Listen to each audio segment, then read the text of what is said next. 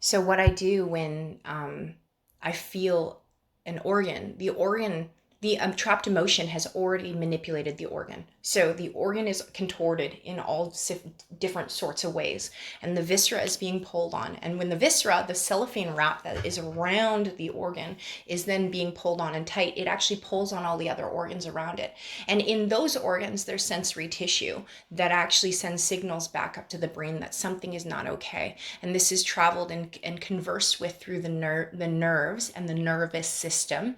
And one of the key nerves would be the vagus nerve. And so there's a deep connection between the organs being contorted and then the communication back to the brain saying that there's something wrong. And so when that trapped emotion is not able to be released, what happens is that those organs continue to pull and continue to pull further and further and further. And so that's when the neuroses of like an individual needing to do things and stick to a regiment comes into play, because they want to make sure that they avoid feeling that any further. But the thing is that if they don't feel, what happens is it'll surface and it'll just come up like that. What I can do is I can take that manipulated organ, I can feel that it's been manipulated by the emotion, and I can actually remanipulate it back into its best alignment, combined with the combination of doing healing therapy, of emotional trauma healing with the client, and working together to heal through the process as I manipulate the organ back into place. And I'll be able to feel what story and what trauma is true, because the organs and the cells, your muscle cells, your organs, your viscera, your lymphatic system, the way that you flow, it cannot lie to me. It is that 4-year-old child that tells the honest truth of what emotion is coming up. And that's the reason why I can tell when someone's not being honest with themselves as I'm touching their organs. It's because their organs don't have that reaction. And I'll have a client and I'll ask them, where did this emotion come from? And like, I don't know. It's just been like, repetitive over years. In high school, I felt like I needed to do this. And I was like, nope, that's not it.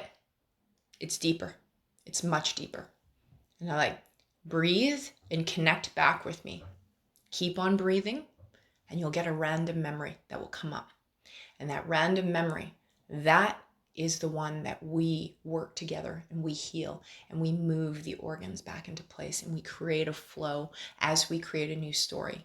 That's when we lift the boulder out from the river and allow the river to cleanse the system, cleanse all the dirt and debris that was under the boulder and get it out of the system. And that is me helping to flow and manipulate the area so that the lymphatic system, the circulatory system can actually move and get everything flowing into the right direction, and we get all the shit out. The shit is those emotions, those toxins, the things that are stagnant within the body, that are trapped in the body.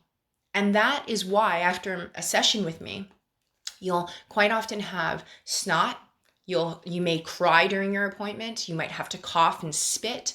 You might have to pee a lot. Your urination will actually feel like a healthier urination. You'll pee in a stronger flow.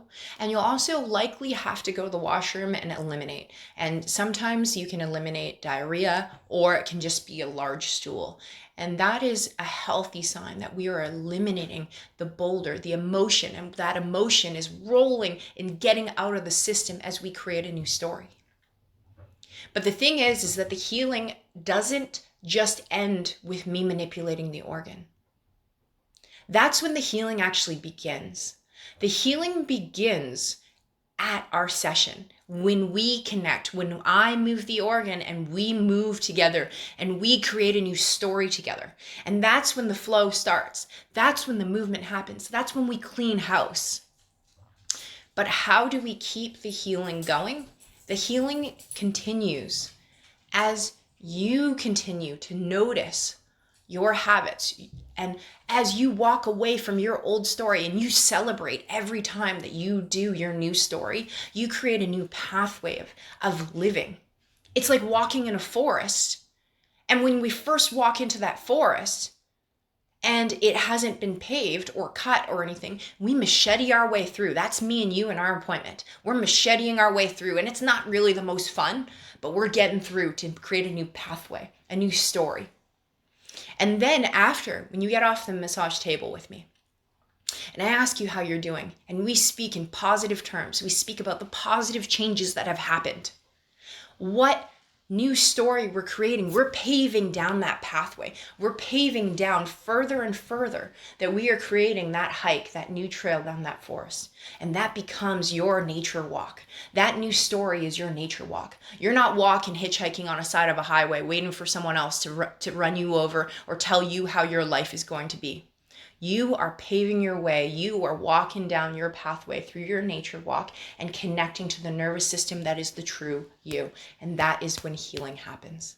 It starts with us together as a team, but it ends with you.